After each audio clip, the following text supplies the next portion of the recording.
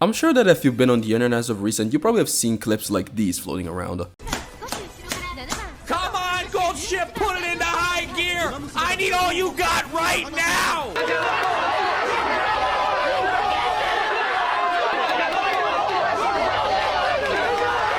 And they had you either very intrigued or highly concerned. Either way, I'm here today to explain to you what this is, why it's great, and why you should play it. So, let's start simple. What even is Uma Musume? Uma Musume Pretty Derby is a multimedia franchise that spans anime adaptations, 2 video games, and some comics created by this little company named Cygames. They've made a couple of games. Holy shit, most of these fucking games are dead. Wait, what do you mean there's a new Shadowverse game? Oh, hell no. Alright, so the whole premise of the franchise is that in this universe, horses from our world are reincarnated as cute horse girls who really like to run really freaking fast. The best of these Uma Musume, literally horse girls, will attend Tokyo's Racing Academy where they will compete for glory and their own personal objectives through races in the Twinkle series. All of the horse girls are based off real racing horses and are actually licensed by the Japanese Racing Association. One quirk about this licensing is that by Uma Musume's fan content guidelines, you're not actually allowed to draw smut of these characters, as that might cause Umas to straight up be pulled from the game, as there may or may not be Yakuza involved with the ownership of some of the horses.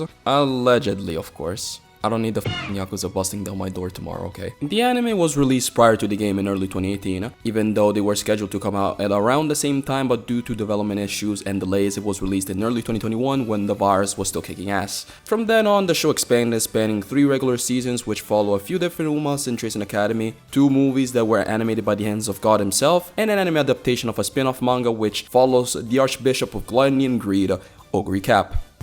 Big back! Season 1 of the regular show mostly focuses on Special Week, aka poster girl of the game. The animation in this one is pretty rough compared to the rest, but I would say it's still worth watching. Season 2 is mostly focused on Tokai Teo and Metro McQueen, aka Balling Girl for them meme a couple years back, and Gold Ship's favorite victim. By the way, right now in the game you can pull for their alternate outfits from this season, so if you're interested in watching, you might as well just download the game. Season 3 focuses on Kita-san Black and Satono Diamond, aka the skill card you should pull for, and the one you're actually going to get. Fun fact, we do see them as kids in prior seasons, which poses the question of how do Uma Musume even work, because we've seen them as little kids and by the time they get to high school, everybody they looked up to is still there. Samuel Rudolph gotta been the student council president for like 25 years at this point. In my mind, I guess Uma Musume just stopped aging after their growth spurt. Someone drew the comparison to Saiyans and honestly, I see it. Especially with Ogre Cap, she could probably out-eat Goku. Speaking of Ogre Cap, as I've said before, there is a spin-off slash prequel that is centered around her, and it's probably the best Uma Musume thing outside of the movies. If the stiff animation of season 1 is too boring for you, you could just start with this, but I'm not gonna decide for you, just make your own choice. And that about covers it for the anime. It's quite a bit, but it's so good you won't even feel it, so don't worry about it, just start it. Now, let's talk about video games because, as you might have noticed earlier if you were paying attention to what I'm saying, this game actually released in 2021 as opposed to present year where it's blowing up in the Western sphere. And well, that's because the game was released as a Japanese exclusive. And you know, most people in the world don't speak Japanese, so the game never really took off outside of Japan until now. And by the way, this game is not just popular in Japan, it's a fucking cultural phenomenon. Ads, billboards, collabs with fucking Top Gun, Hololive, and KFC? The Japanese are hella serious about horse girls, I'm telling you. And I get it because I swear to God they put crack in this fucking game and it's got no business being this addicting. So, let's talk about how the game actually works.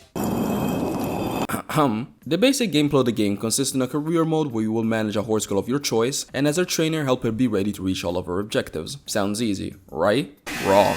First off, each Uma Musume has their own stats that decide everything from their type of tracks to distance, aptitude, and style of racing. Thereafter, you realize that all of these stats are also affected by their legacies, which are basically 2 horse girls you trained previously you use to give your new trainee different stats. It gets pretty fucking complicated, and the only thing you need to know is that sparks are important, and no matter what you do, you'll never get the sparks you want unless you make a deal with the devil. Now, the last things are skill cards, which you'll select depending on your character's aptitude, style, and objectives. Long story short, if you don't have Super Creek, you should reroll your account, and if you're not pulling on Kita-san Black, you're trolling. You understand why so many variables would result in a game that is fairly complicated and honestly very hard to understand fully without any kind of outside guides. Now, after you pretend to understand everything here, it's time for you to actually play the game. You'll have an objective that can range from getting a good placement in a race to amassing a certain amount of fans.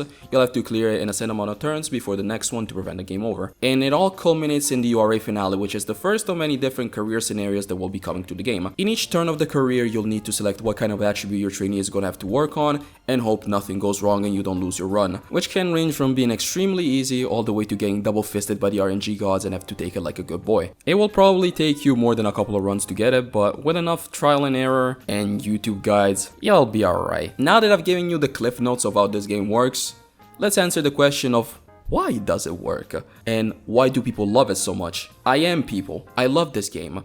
So, first off, horse racing. Your grandpa's grandfather loved this shit, and you will too. It's in our DNA. We love gambling and it's unescapable, but here we're actually the ones who have influence over our racer of choice winning, which leads into my second point being the satisfaction of seeing your girl win in a race is a hit of dopamine like no others. I would argue it's even better than the gacha. Truly, seeing your trainee start a spur from the final corner, pop her skills and overtaking 7 Umas in a row is a type of dopamine rush that can only be compared to busting a fat one after a year of abstinence. And I am not exaggerating, it's that good.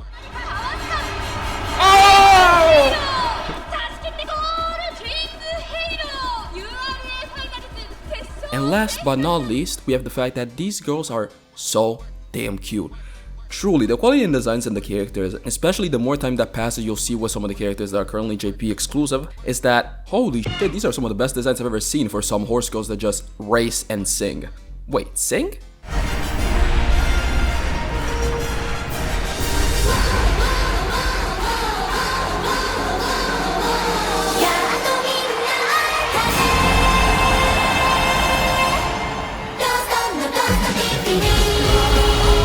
Well, yes, I purposely didn't mention this for the cool transition, but the Umas are also idols because why the f not? And it's glorious because whenever your trainee wins, she'll be the main girl on stage, and after your hard work and sacrifice of not greeting that 42% failure rainbow speed button, it's just an incredible level of satisfaction. It really makes you feel like a proud parent. And that's all for the main game. I did mention there's another game which is Musume Party Dash, a party game with 4 whole mini games and Day 1 DLC, which released for the low price of 45 fucking bucks. Are you kidding me? We do not talk about this game. Don't buy it, honestly. Just don't buy it. Also, it was released globally when the main game wasn't even out globally yet, which I am still seething about, but it's okay. I really like this franchise. I've loved this since the first year of JP, even though truthfully I couldn't stick with it as it weighed like 30 gigabytes on my phone and it drained the battery so fast. But with a Steam version and me being able to understand much better what is going on, because you know, hamari nihongo hanasenai, I'm definitely going to be sticking with this for a long time. But anyway, I'm happy, very much so, that the game I liked is getting the attention it deserves because there is a lot of quality here. I've been Tomoyou, follow me on Twitch for streams of this beautiful game, like, comment, and subscribe, do all the YouTube stuff you guys already know. And I'll see you in the next one. Peace.